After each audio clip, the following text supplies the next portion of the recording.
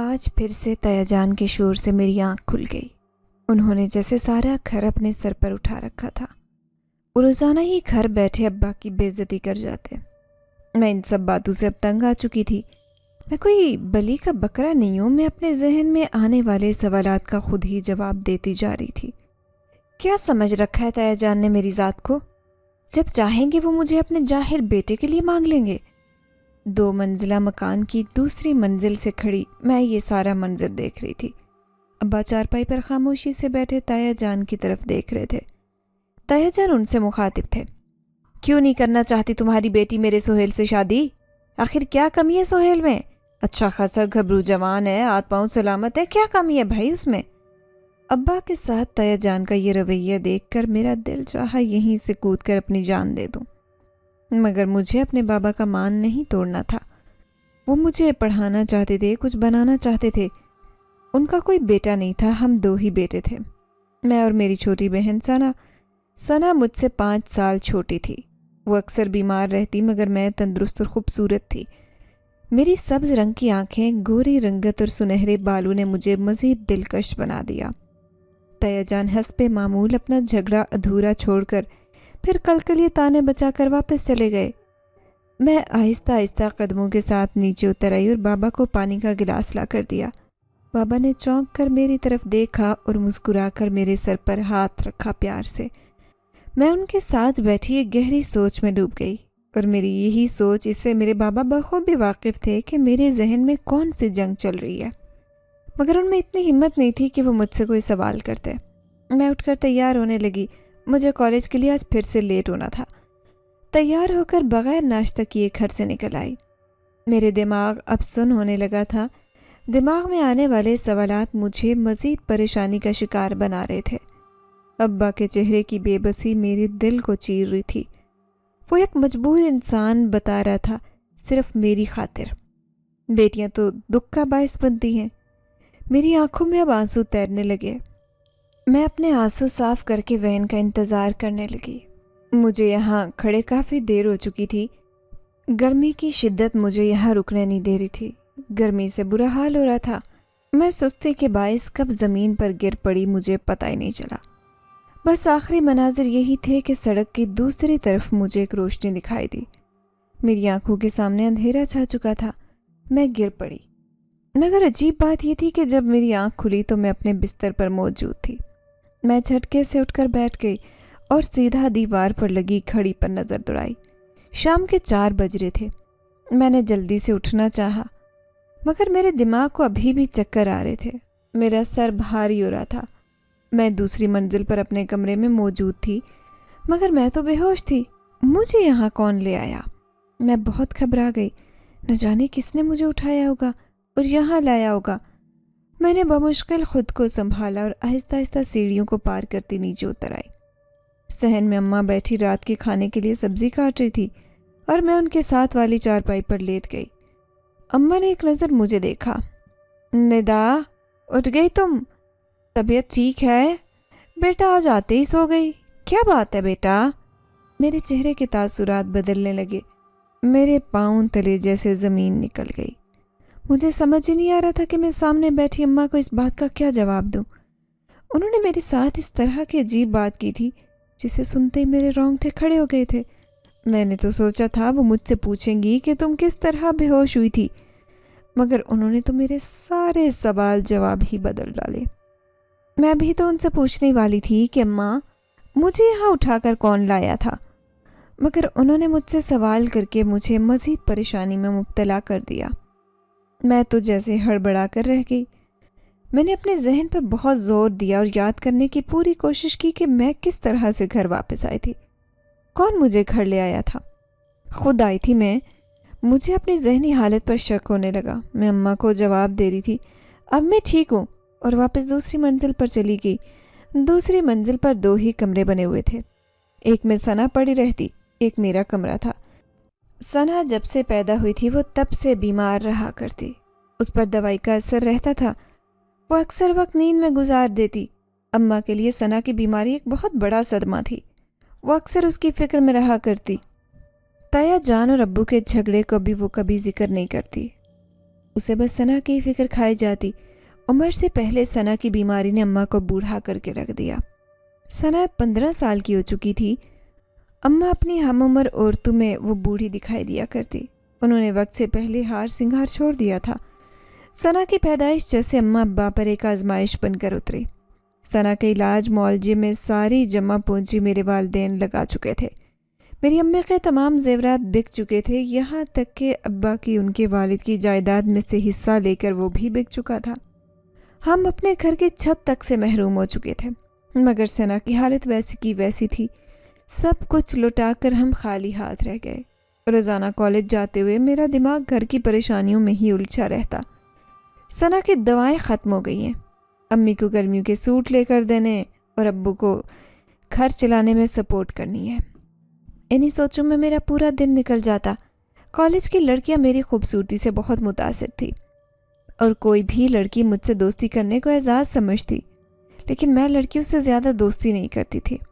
मुझे पता था कि लड़कियों से दोस्ती निभाने में कितने खर्चे होते हैं और वो खर्चा मैं अफोर्ड नहीं कर सकती।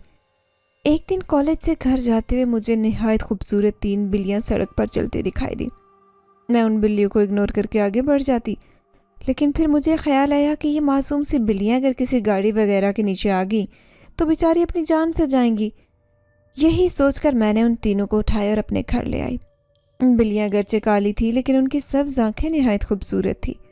मैं बिल्लियाँ घर लाई तो अम्मी को ये बात नागवार गुजरी। उन्होंने कहा कि क्या ज़रूरत थी इन काली बिल्लियों को घर लाने की। तो मैंने अपनी अम्मी से कहा कि अम्मी, मासूम जानवर हैं। सना भी इन बिल्लियों को देखकर खुश होती। उनकी सब्ज़ आँखें अक्सर मुझ पर जमी रहती, जैसे आंखों ही आंखों में मुझे कुछ कहना चाहती हूँ। अब सारे घर वाले उन बिल्लियों से मानूस हो रहे थे। कॉलेज से आने के बाद बिल्लियों को नहलाती, उन्हें दूध वगैरह देती, उनका ख़ास ख्याल रखने लगी थी। एक दिन मैं कॉलेज जाने के लिए घर से निकली तो रास्ते में मुझे याद आया कि मैंने अब्बू से किराया तो लिया ही नहीं। मैं बस में बैठ चुकी थी और अब अंदर ही अंदर शर्मिंदा भी हो रही थी कि अगर कंडक्टर ने मुझसे किराया मांगा तो मैं क्या दूंगी। फिर मैं अपने बैग की जेब खंगालने लगी कि शायद कोई 10 या 20 रुपए ही मिल जाएं। जैसे ही मैंने बैग की साइड पॉकेट खोली तो मैं ये देखकर हैरान रह गई कि एक नोट की मोटी गड्डी मेरे बैग की जेब में मौजूद थी। इतने सारे पैसे, वो भी मेरी जेब में, आखिर किसने रखे थे? उन नोटों को देखकर मेरे हाथ पांव ठंडे हो रहे थे। इतने में बस का कंडक्टर भी आ गया किराया वसूल करने। उस गड्डी में से मैंने एक नोट निकाला और कंडक्टर को दे दिया। मैं खुश हो रही थी कि आज मैं इतनी बड़ी शर्मिंदगी से बच गई। अगर मैं कंडक्टर को ये कहती कि मेरे पास किराया नहीं तो बस में मौजूद सारे लोगों के सामने कितनी शर्मिंदगी होती। कॉलेज में पूरा दिन अपने बैग की हिफाजत में उसको साथ लिए मैं घूमती रही जैसे इसमें कोई कीमती ख़जाना हो। बार बार बैग की पॉकेट चेक करती कि कहीं वो नोट की गड्डी गायब न हो गई हो। मुझे उस वक्त पैसों की ज़रूरत थी क्योंकि सना की दवाएं भी ख़त्म होने वाली थी और मैं जानती थी कि अब्बू के पास पैसे नहीं। इन पैसों से हमारे बहुत सारे मसाइल हल हो सकते थे। जैसे ही कॉलेज से छुट्टी हुई, कॉलेज के गेट से निकलने वाली सबसे पहली लड़की मैं थी। मुझे जल्द अज जल्द घर पहुंचना था। मैंने सोच लिया था कि इन पैसों के बारे में अम्मी वगैरह को कुछ नहीं बताऊंगी, क्योंकि अगर मैंने बताया तो वो सवाल करेंगी कि ये पैसे कहाँ से आए। मुझे ये सोचना भी नहीं था कि पैसे कहाँ से आए। मुझे ये सवाल भी नहीं सोचना था, क्योंकि किसी चीज़ की इंसान को ज़रूरत होती है तो वो बिन मांगे मिल जाए तो इंसान का खुशी से बुरा हाल हो जाता है। वही मेरे साथ हो रहा था। अम्मी को बिना बताए मैंने सना की दवाओं का ख़र्चा उठाया और मेडिकल स्टोर पर जाकर उसकी सारी दवाइयाँ लाकर उसके सिरहाने रख दी। अभी में उन पैसों में से कुछ रकम मौजूद थी। मैं सोच रही थी कि जैसे ही अब्बू घर आएंगे तो मैं ये पैसे उनको दे दूंगी और बहाना ये करूंगी कि मैंने एक कमेटी डाल दी थी कि वो कमेटी मेरी आज ही लगी है। मैं ये सोचकर बहुत खुश थी कि आज मैंने एक बहुत बड़ी जिम्मेदारी हल की है। आज मेरा मूड बहुत अच्छा था। फिर मैंने अपनी तीनों काली बिल्लियों को बुलाया और उन्हें प्यार करने लगी। वो तीनों भी सब आंखें उठाकर मुझे देख रही थी। फिर उनके लिए किचन में से थोड़ा सा दूध ले आई और तीनों के आगे रख दिया। वो मज़े लेकर दूध पी रही थी। शाम को जैसे ही अब्बू घर पर आए तो मैंने वो पैसे उठाकर उन्हें दे दिए। आज वैसे भी उनकी जेब खाली थी। उन्हें वो पैसे मिले तो वो बहुत खुश हुए। मैंने उनको कमेटी का भी कह दिया था। इसमें से थोड़े से पैसे अम्मी को भी दे दिए और बाकी पैसे अपने पास रख लिए। यूं ही चंद दिन बीत गए। कॉलेज में एक बहुत बड़ी पार्टी अरेंज की गई। उस पार्टी में बहुत अच्छे अच्छे ड्रेस पहनकर लड़कियों ने आने थे। मेरी दोस्त मुझसे कह रही थी कि तुम भी पार्टी में ज़रूर आना। वो तो वैसे ही मेरी खूबसूरती की दीवानी थी। मुझे कहती थी कि जब तुम तैयार होकर आओगी तो बिल्कुल हूर परी लगोगी।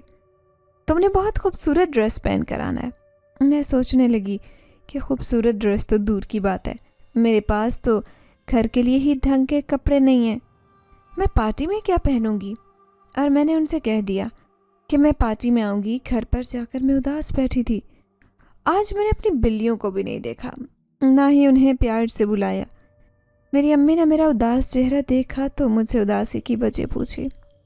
फिर मैं मुंह लटका कर उन्हें बताने लगी कि कॉलेज में एक पार्टी है और मेरे पास उस पार्टी में पहनने के लिए एक भी सूट नहीं है। इसी वजह से मैं बहुत उदास हूँ। मेरी अम्मी मुझे डांटने लगी कि तुम्हें पता है घर के हालात ऐसे हैं, फिर भी तुम बच्चों की तरह मुंह लटका कर बैठी हो, कोई ज़रूरत नहीं है फंक्शन में जाने की।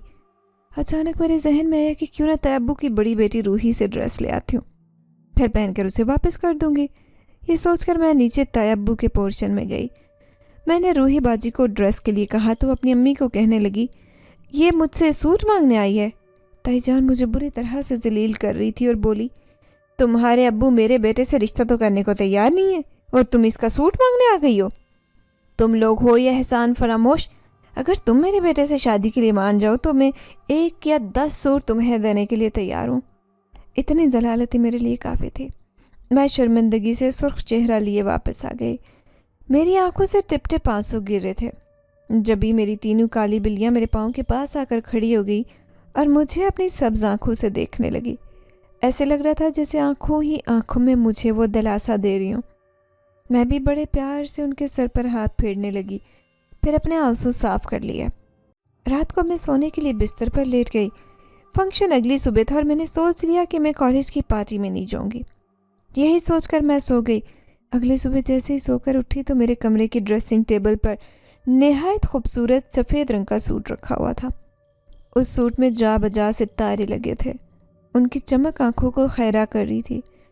मैंने हैरत से दांतों तले उंगलियां दबा ली। नहा धोकर ड्रेस पहना।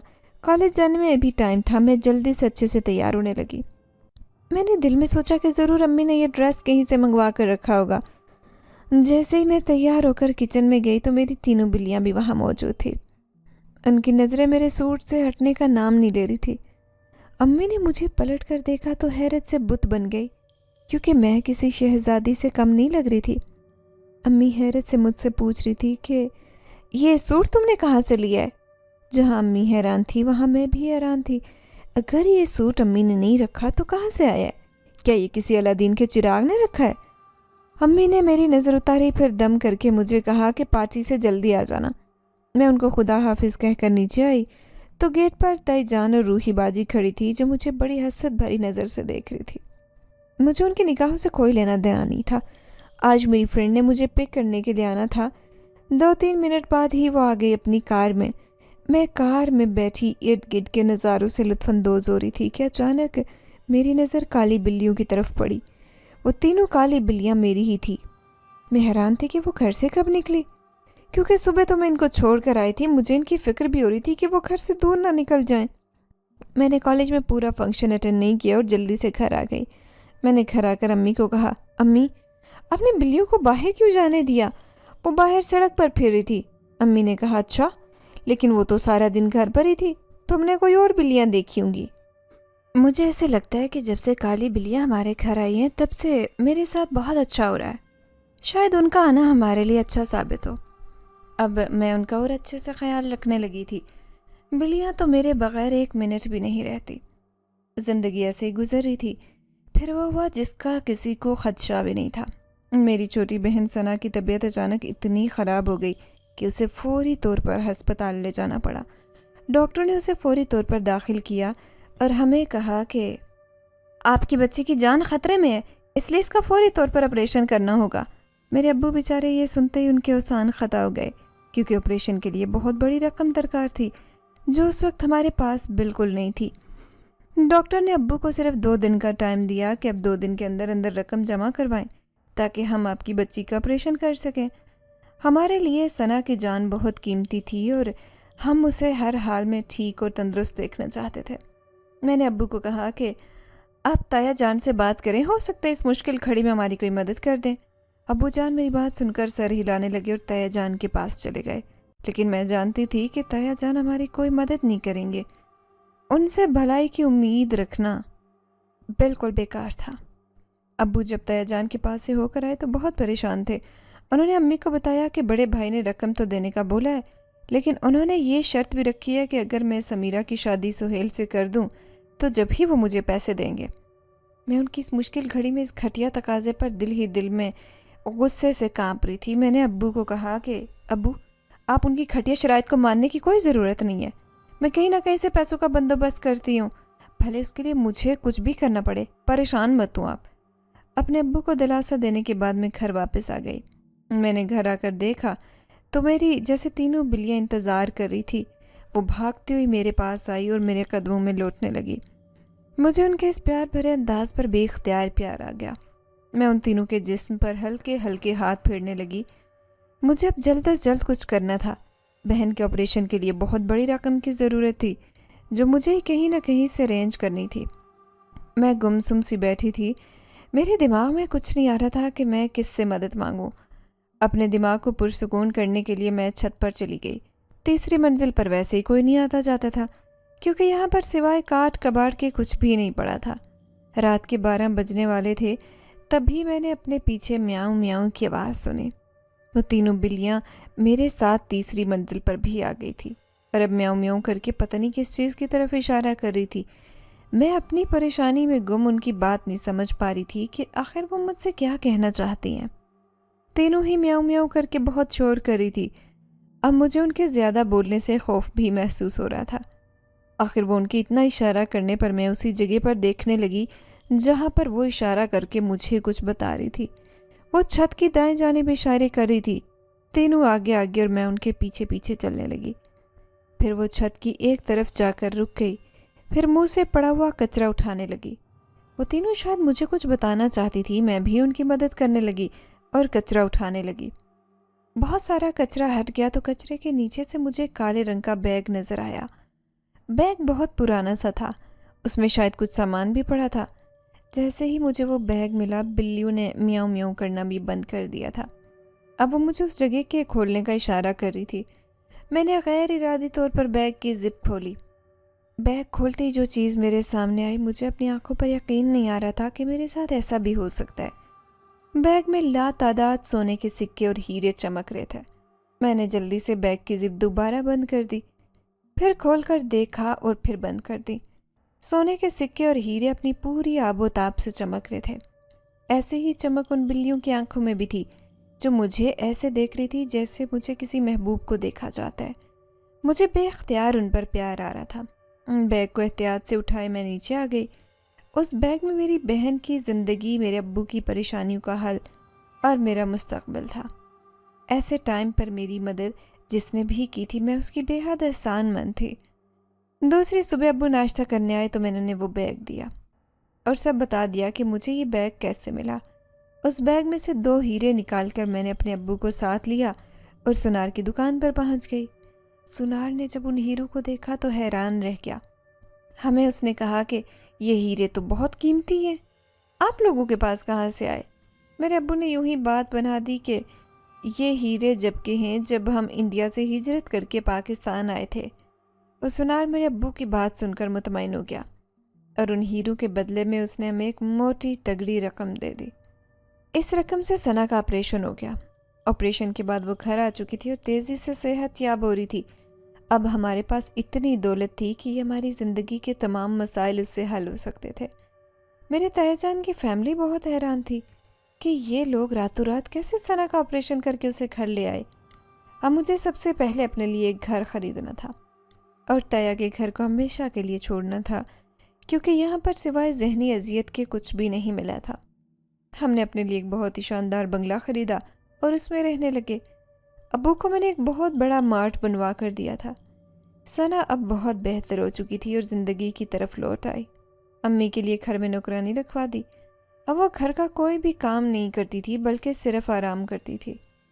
ان سب میں جو ایک چیز ہماری زندگی میں کم ہو گئی تھی وہ تھی ہماری پیاری بلیاں، جو نہ جانے مجھ سے ناراض تھی یا پتہ نہیں کیا ہوا تھا جو مجھے چھوڑ کر چلی گئی تھی۔ ان کا کچھ اتا پتہ بھی نہیں تھا۔ مجھے ان بلیوں کی شدت سے یاد آتی۔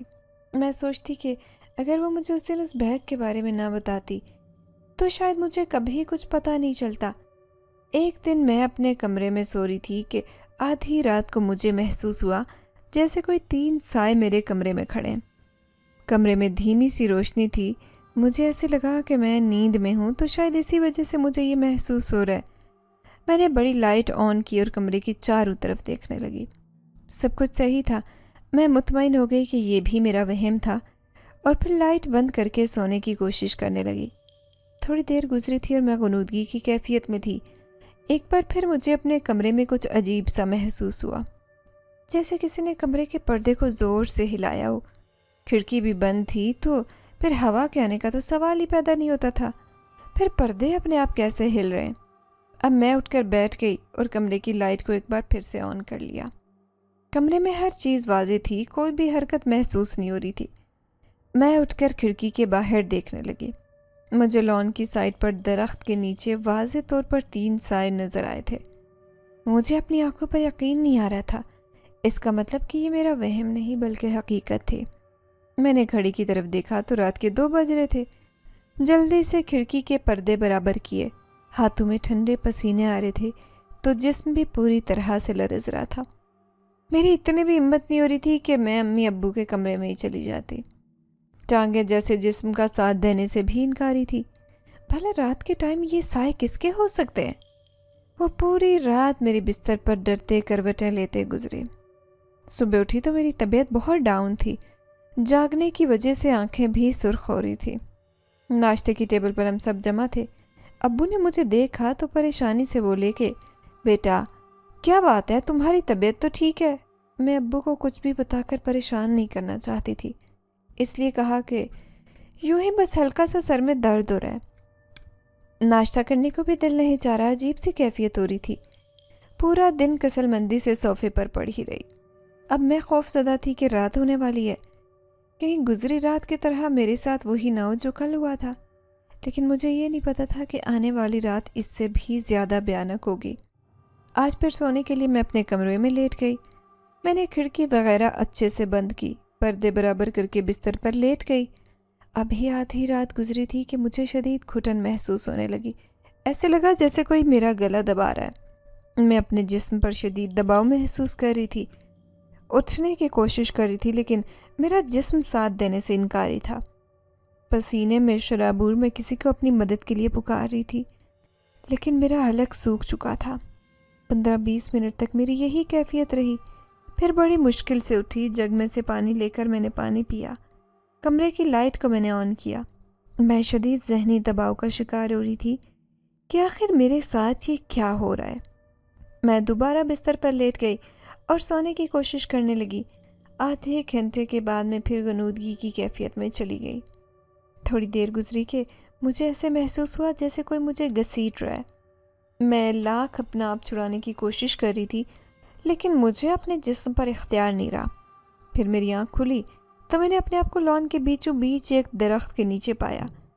کوئی تھا جو مجھے یہاں گھسیٹ کر لایا تھا۔ مجھے آج پتہ چلا تھا کہ خوف کس چیز کا نام ہے۔ ہوا کے شور سے درختوں کی سائیں سائیں کی آواز خوفناک منظر پیش کر رہی تھی۔ لان کے بیچوں بیچ کھڑی میں چاروں طرف نظر گھما کر دیکھ رہی تھی کہ شاید مجھے کوئی نظر آ جائے۔ پھر میں زور زور سے چلانے لگی، کون ہے جو مجھے یوں تنگ کر رہا ہے؟ آخر سامنے کیوں نہیں آتے؟ اتنی ہمت ہے تو سامنے آ کر دکھاؤ۔ میری یہ کہنے کی دیر تھی کہ مجھے ایسے لگا کہ میری پچھلی طرف درخت سے کوئی کودا ہے۔ میں نے پیچھے مڑ کر دیکھا، درخت کے نیچے ایک سایہ چلتا دکھائی دیا۔ سایہ ہاتھوں کی مدد سے درختوں پر چڑھ رہا تھا۔ میں حیرت سے گنگ کھڑی تھی۔ میری پلکیں تک نہیں میں جھپک رہی تھی اور جسم بالکل سن ہو چکا تھا۔ میرے ساتھ جو بھی ہو رہا تھا کوئی پراسرار معاملات تھے، کوئی ہوائی چیز تھی جو مجھے مسلسل تنگ کیے جا رہی تھی۔ پھر میں نے جلدی جلدی آیت الکرسی کا ورد کرنا شروع کر دیا۔ قدموں کو گھسیٹتے بمشکل اپنے کمرے میں آئی۔ صبح جب سو کر اٹھی تو میرا پورا جسم شدید بخار کی لپیٹ میں تھا۔ میری امی سرہانے بیٹھی میرے سر پر پٹیاں رکھ رہی تھی۔ میرے ابو پریشان سے کھڑے تھے. وہ دونوں بیچارے ایک بیٹی کی وجہ سے بہت ساری پریشانی اٹھا چکے تھے. میں نہیں چاہتی تھی کہ میں بھی بیمار ہو کر ان پر کوئی بوجھ بن جاؤں. میری امی ابو کو کہہ رہی تھی کہ تم کسی مولوی سے ان کو دم درود کروا دو، ہو سکتا ہے میری بیٹی کو کوئی نظر وغیرہ لگ گئی ہو. میں اپنے ماں باپ کو کیا بتاتی کہ میرے ساتھ کل کتنے برے واقعات پیش آئے تھے. میری طبیعت چونکہ صحیح نہیں تھی، اسی لیے 2 دن تک امی میرے ساتھ میرے کمرے میں سوتی رہی. 2 دن تک کچھ بھی نہیں ہوا. میری طبیعت بھی کافی سنبھل چکی تھی. تیسرے دن پھر میں اکیلی سو رہی تھی جب آدھی رات کو مجھے محسوس ہوا جیسے کوئی گیلی چیز میرے منہ پر ٹپک رہی ہے. میں نیند کی کیفیت میں اپنے چہرے پر ہاتھ پھیرنے لگی. جیسے ہی میں نے اپنے ہاتھ کو دیکھا تو جھٹکے سے اٹھ گئی. میرے پورے ہاتھ پر خون تھا، میرے چہرے پر خون لگا ہوا تھا. چھت سے خون کی بوندیں ٹپک رہی تھی جو سیدھی میرے منہ پر گری تھی. میرے لیے وہ منظر حقیقت میں بیان کرنا ممکن نہیں تھا. میں چیختی ہوئی دروازہ کھول کر امی ابو کے کمرے کا دروازہ بجانے لگی. امی مجھے بچاؤ، امی مجھے بچاؤ، میرے منہ پر خون لگا ہوا ہے. امی نے جیسے ہی دروازہ کھولا مجھے اپنے بازو میں بھینچ لیا. ساتھ ہی وہ میرے منہ کو دیکھ رہی تھی جہاں کچھ بھی نہیں لگا ہوا تھا. وہ مجھے تسلی اور دلاسا دے رہی تھی کہ بیٹا کچھ بھی نہیں ہے، تم ڈرو مت. میں نے اپنے منہ پر ہاتھ پھیر کر دیکھا تو واقعی کچھ بھی نہیں تھا. میرے ذہن نے کام کرنا چھوڑ دیا اور میں بے ہوش ہو کر نیچے گر گئی. میرے ساتھ ہونے والے واقعات اتنے خوفناک تھے کہ میرے امی ابو نے فیصلہ کیا کہ وہ مجھے کسی بڑے عامل کو دکھائیں گے. ہو سکتا ہے میری بیٹی کے اوپر کسی چیز کا سایہ ہو. آخر کو میں اتنی خوبصورت تھی، کسی بھی بری چیز کی نظر میرے اوپر پڑ سکتے تھے. اگلے دن ابو اپنے ہمراہ ایک بہت بڑے عامل صاحب کو لے آئے. عامل صاحب بہت بڑے اور پانچے ہوئے تھے. انہوں نے میرے سر پر ہاتھ رکھا، مجھے دم کیا. پھر ابو کو کہا کہ مجھے آپ کی بیٹی کا حساب کرنا پڑے گا. جو بھی حساب میں آئے گا اس کے بعد ہی پتہ چلے گا کہ آپ کی بیٹی کے ساتھ یہ سب کیوں ہو رہا ہے. پھر عامل صاحب نے وہیں بیٹھے بیٹھے حساب کیا. پھر ابو کو کہا کہ جو بات میں آپ کو بتانے والا ہوں اسے غور سے سنیے گا. آپ کی بیٹی پر کسی نے کالا جادو کر دیا ہے. اس کا پتلا بنا کر ان لوگوں نے زمین میں دفن کر دیا ہے. وہ آپ کی بیٹی سے بہت حسد اور نفرت کرتے ہیں. اسی چیز کی وجہ سے انہوں نے کالا جادو کیا ہے. ہم سب کے لیے یہ بات کسی صدمے سے کم نہیں تھی. کالا جادو ایک ایسا عمل ہے جسے کرنے والا اور کروانے والا ہم دونوں ہی جہنم کا ایندھن بنتے ہیں. ابو نے عامل صاحب کو کہا کہ عامل صاحب آپ خدا کے لیے اس مسئلے کا کوئی حل نکالیں اور مجھے بتائیں کہ آخر میں اپنی بیٹی کے لیے کیا کروں. عامل صاحب نے کہا کہ سب سے پہلے میں عمل کے ذریعے یہ پتہ لگانے کی کوشش کرتا ہوں کہ اس بیٹی کا پتلا کہاں بنا کر دفن کیا گیا ہے. عامل صاحب عمل کرنے لگے. اچانک تیز تیز ہوائیں چلنے لگی. کھڑکی اور دروازے زور سے بجنے لگے. اس سے پہلے کہ ہم ڈرتے اور پریشان ہوتے، عامل صاحب نے ہمیں اشارہ کیا کہ آپ لوگ چپ بیٹھے رہیں. عمل سے فارغ ہونے کے بعد عامل صاحب نے کہا کہ یہ جو ہو رہا تھا اس عمل کی وجہ سے ہو رہا تھا، کیونکہ شیطان نہیں چاہتے کہ انہیں پتہ چلے کہ پتلا کہاں دفن کیا گیا ہے. ابو نے کہا کہ عامل صاحب آخر وہ کون لوگ ہیں جنہوں نے میری بیٹی پر کالا جادو کیا ہے؟ عامل صاحب بولے وہ کوئی اور نہیں بلکہ آپ کے رشتہ دار ہیں. نام تو میں نہیں بتا سکتا، لیکن اتنا تو آپ سمجھ گئے ہوں گے کہ آخر آپ لوگوں سے کون حسد اور نفرت کرتا ہے. بس ذہن میں جو پہلا نام آئے سمجھ لیجئے گا کہ یہ کام انہوں نے کیے. اور ہمارے ذہن میں جو سب سے پہلے نام آ رہا تھا وہ تھا طیبو اور اس کی فیملی کا، کیونکہ جب سے ہمارے حالات بدلے تھے وہ لوگ ہم سے اور زیادہ حسد کرنے لگے تھے. عامل صاحب نے بتایا کہ میرا پتلا ہماری لون کے درخت کے نیچے دفن کیا گیا ہے. مجھے یاد آیا کہ ایک بار طیمہ اور اس کی بیٹی جب ہم سے ملنے آئی تھی تو یہ کام شاید انہوں نے جب ہی کیا ہوگا. ابو نے مزدوروں کو بلا کر لون کی کھدائی کروانا شروع کر دی. پھر ایک درخت کے نیچے سے آخر کار وہی پتلا برآمد ہو گیا جس کا ذکر عامل صاحب نے کیا تھا. عامل صاحب نے اس پتلے کو جلا کر بھسم کر دیا.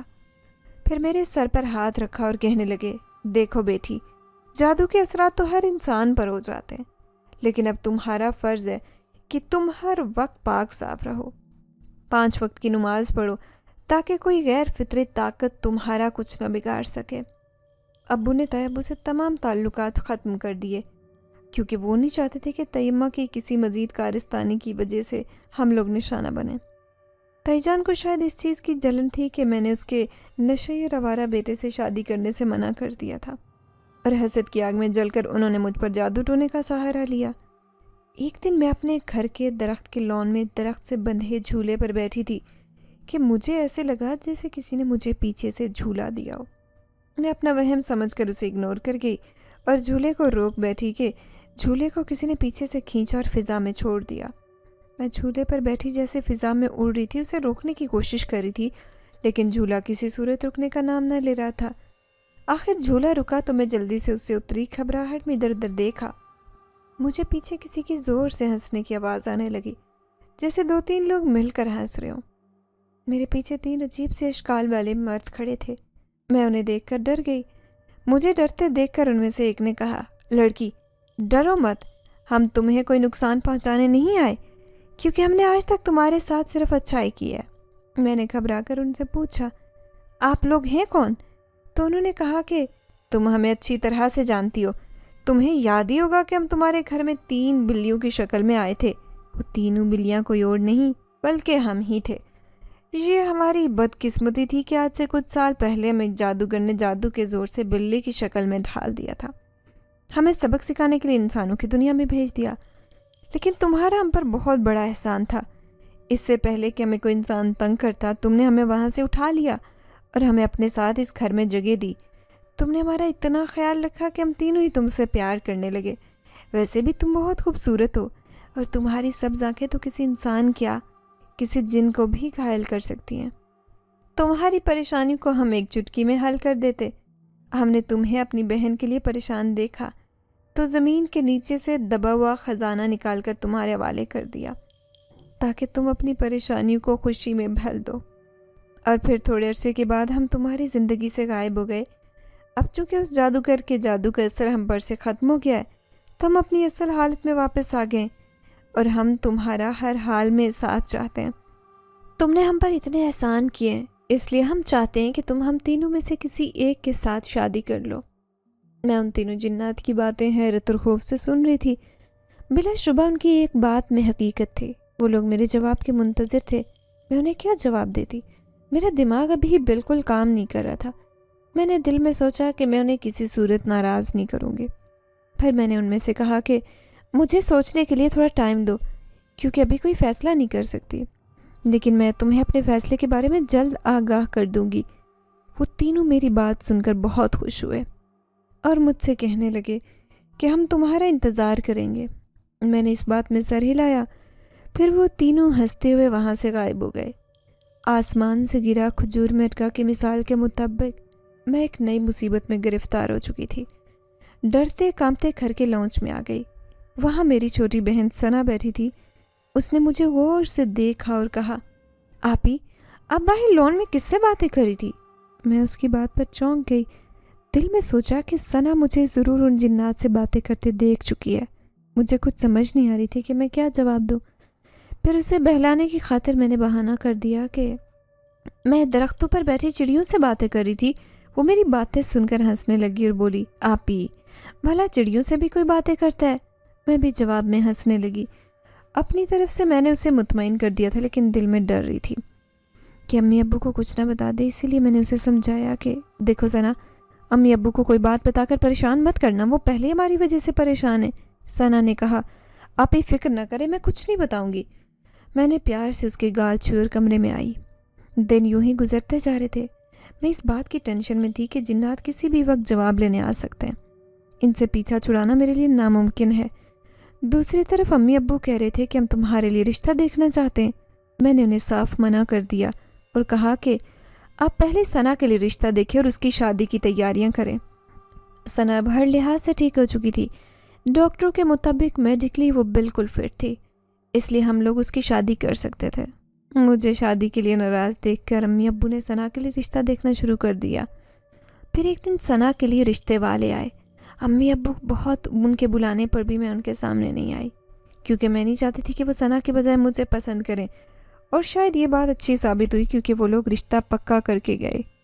مجھے اس بات کی خوشی تھی کہ اب امی ابو کے سر سے ایک ذمہ داری کم ہو جائے گی۔ آج میں گھر پر اکیلی تھی کیونکہ ثنا کی شادی کے سلسلے میں امی ابو سے ساتھ لے کر خریداری کرنے گئے۔ انہوں نے مجھے بھی ساتھ چلنے کو کہا، لیکن میں نے طبیعت کی خرابی کا بہانہ بنا کر جانے سے منع کر دیا۔ میں مغرب کی نماز پڑھ کر اکیلی درخت کے نیچے بیٹھی تھی۔ میری نظر اس جھولے پر گئی تو ذہن میں ان تینوں جنات کا خیال آیا۔ میرا ان کے بارے میں سوچنا تھا کہ اچانک ہی وہ تینوں میرے پیچھے کھڑے ہو کر ہنسنے لگے۔ میرا دل دھک دھک کرنے لگا۔ وہ تینوں میرا جواب لینے کے لیے آئے تھے۔ پہلا جن کہنے لگا، دیکھو تم نے ہمیں یاد کیا اور ہم تمہارے سامنے آ گئے۔ دوسرا بولا، تم جانتی ہو کہ ہم تمہارا جواب لینے آئے، آج تم اپنا جواب سنا کر ہمیں خوش کر دو۔ میں ان کی بات خاموشی سے سن رہی تھی۔ مجھے ان سے پتہ نہیں خوف تک محسوس نہیں ہو رہا تھا۔ میں نے ان سے کہا کہ تم تینوں ہی بہت اچھے ہو۔ مجھے کچھ سمجھ نہیں آ رہا تھا کہ میں تم تینوں سے کس سے شادی کروں۔ اگر تمہیں جواب چاہیے تو اس چاند کی 14ویں شب کو تمہارا اپنے گھر کے حصے میں انتظار کروں گی، جہاں کوئی بھی آتا جاتا نہیں۔ اب تم لوگ جاؤ اور میرے بتائے ہوئے وقت پر تم لوگوں نے آنا ہوگا۔ وہ میرے جواب سے مطمئن ہو کر وہاں سے غائب ہو گئے۔ میں سوچ کے تندور میں جل رہی تھی۔ مجھے کچھ سمجھ نہیں آ رہا تھا کہ اس صورتحال سے کیسے نمٹوں۔ اب میں ہر نماز کے بعد اللہ سے دعا کرتی تھی کہ مجھے اس مشکل سے نکال دے۔ اگر امی ابو کو بھی کچھ بتاتی تو انہوں نے تو ویسے ہی پریشان ہو جانا تھا۔ ہو سکتا تھا کہ کسی عامل وغیرہ کو بلاتے اور عامل کچھ ایسا کرتا کہ ان تینوں جنات کا کوئی نقصان ہو جاتا۔ وہ تینوں میرے محسن تھے، ان کا نقصان کرنا احسان فراموشی کے متصادق تھا۔ میں نے سوچ رکھا تھا کہ اس صورتحال کو میں نے ہی سنبھالنا ہے۔ 3 دن بعد میری چھوٹی بہن کی شادی تھی۔ میں چاہتی تھی کہ ثنا کی شادی بالکل خیر و عافیت سے ہو جائے۔ آج اس کی مایوں کی تقریب تھی۔ مجھے تیار ہوتے ہوئے ڈر لگ رہا تھا۔ دل میں خیال بھی آ رہا تھا کہ کہیں وہ تینوں جنات مجھے دیکھنے کے لیے حاضر نہ ہو جائیں۔ مہمانوں کا رش بھی تھا۔ گھر کا لان لائٹوں سے جگمگا رہا تھا۔ تبھی لان کے کونے پر جہاں قدر اندھیرا تھا، مجھے 3 آدمی کھڑے نظر آئے۔ ان کی سبز آنکھیں اندھیرے میں بھی چمک رہی تھی۔ میرا دل دھک دھک کر رہا تھا۔ مجھے لگا کہ وہ تینوں ہو نہ ہو وہی جنات ہیں۔ وہ شادی کی تقریب میں صرف مجھے دیکھتے رہے۔ انہوں نے میرے سامنے آنے کی کوشش نہیں کی۔ ثنا کی شادی خیر و عافیت سے ہو گئی۔ اب مجھے اس معاملے سے نمٹنا تھا، کیونکہ چاند کی 14ویں شب آنے میں اب تو صرف ایک ہی دن بچا ہوا تھا۔ اور پھر میرے دماغ میں اس مسئلے کا ایسا حل آیا کہ مجھے لگا جیسے اللہ میاں نے میری مدد کی ہو۔ آج چاند کی 14ویں شب تھی۔ آج رات وہ جنات آنے والے تھے۔ انہیں بے قراری سے میرے جواب کا انتظار تھا۔ امی ابو کمرہ بند کر کے سوئے ہوئے تھے۔ وہ ایک شدید سردیوں کی رات تھی۔ میں نے اپنے اوپر چادر لی اور اس چادر کے اندر میں نے قرآن مجید چھپایا ہوا تھا۔ پھر میں گھر کے پچھلے حصے میں آ گئی۔ آنکھیں بند کر کے ان جنات کے بارے میں سوچنے لگی۔ میرا سوچنا تھا کہ وہ ایک دم حاضر ہو گئے۔ ان میں سے ایک کہنے لگا، یقیناً تم نے اتنے دنوں میں اپنا جواب سوچ لیا ہوگا۔ چلو اب جلدی سے ہمیں بتا دو کہ تمہارا جواب کیا ہے۔ میں نے اب چادر سے قرآن مجید نکالا۔ پھر ان تینوں سے میں کہنے لگی، کیا تم تینوں ہی مسلمان جنات ہو؟ وہ تینوں جنات بولے، ہاں ہم تو مسلمان ہیں۔ میں نے ان سے کہا کہ اچھا، پھر میں تمہیں کچھ سناتی ہوں۔ پھر میں نے انہیں قرآن مجید کی چند آیات پڑھ کر سنائی، جن کا ترجمہ تھا کہ میں نے جنوں اور انسانوں کو اپنی عبادت کے لیے پیدا کیا ہے۔ اس کا ترجمہ کرنے کے بعد میں نے کہا، دیکھو جس طرح اللہ تعالیٰ نے آگ، پانی، ہوا اور فرشتوں کو پیدا کیا ہے، اسی طرح سے اللہ تعالیٰ نے انسان اور جنات کو 2 الگ الگ مخلوق پیدا کیا ہے۔ انسان کی شادی کسی فرشتے سے ہونا بالکل ناممکن سی بات ہے۔ اسی طرح جنات اور انسان کا ملاپ بھی ایک ناممکن ہے۔ بظاہر تو یہ دونوں ہی اللہ تعالیٰ کی مخلوق ہیں، لیکن وہ آپس میں تو کبھی بھی جڑ نہیں سکتے، اور اگر کبھی انہوں نے آپس میں جڑنے کی کوشش بھی کی تو اس کا مطلب ہے کہ ہم اللہ تعالیٰ کے احکامات کو رد کر رہے ہیں، اور ایسا کرنے والوں کے لیے صرف تباہی ہے۔ میری بات سن کر وہ تینوں چپ تھے۔ شاید وہ میری دلیل کے آگے کچھ بھی نہیں کہہ سکتے تھے۔ پھر ان میں سے آخرکار ایک جن ذات کہنے لگا، تم ٹھیک کہہ رہی ہو، بے شک انسان اور جنات کا کوئی جوڑ نہیں ہے، اس لیے میں اپنی خواہش سے دستبردار ہوتا ہوں۔ یہ کہہ کر وہ وہاں سے غائب ہو گیا۔ پھر دوسرے جن نے کہا کہ میں بھی اس دلیل کے سامنے ہار گیا ہوں۔ اور میں بھی اپنی خواہش سے اب دستبردار ہوتا ہوں۔ اب آخری جن بچا تھا وہ کہنے لگا، میں تم سے شادی کر کے خدا کو ناراض نہیں کرنا چاہتا اور اپنی اس خواہش کی تکمیل بھی، میں بھی اس خواہش سے دستبردار ہوتا ہوں۔ یہ کہہ کر وہ تینوں ہی وہاں سے چلے جاتے ہیں اور میں اپنے کمرے میں شکرانے کے نفل ادا کرنے چلی جاتی ہوں۔ میں سوچ رہی تھی کہ شاید اسی لیے ہی اللہ تعالیٰ نے انسانوں کو اشرف المخلوقات کا درجہ دیا ہوا ہے، تاکہ وہ کسی بڑے سے بڑے مسائل کا حل بھی چٹکیوں کی صورت میں نکال لیں۔ بے شک قرآن کریم اس رب کا بہترین تحفہ ہے۔ اگر یہ انسان چاہے تو اپنے دماغ کا استعمال کر کے کیا نہیں کر سکتا۔ ناظرین، آپ کو میری یہ کہانی کیسی لگی؟ کیا کبھی آپ کے ساتھ بھی آپ کی زندگی میں ایسے واقعات پیش آئے ہیں؟ اور اگر آئے ہیں تو کاغذ قلم لے کر اپنے دل کا بوجھ ہلکا کر لیجیے۔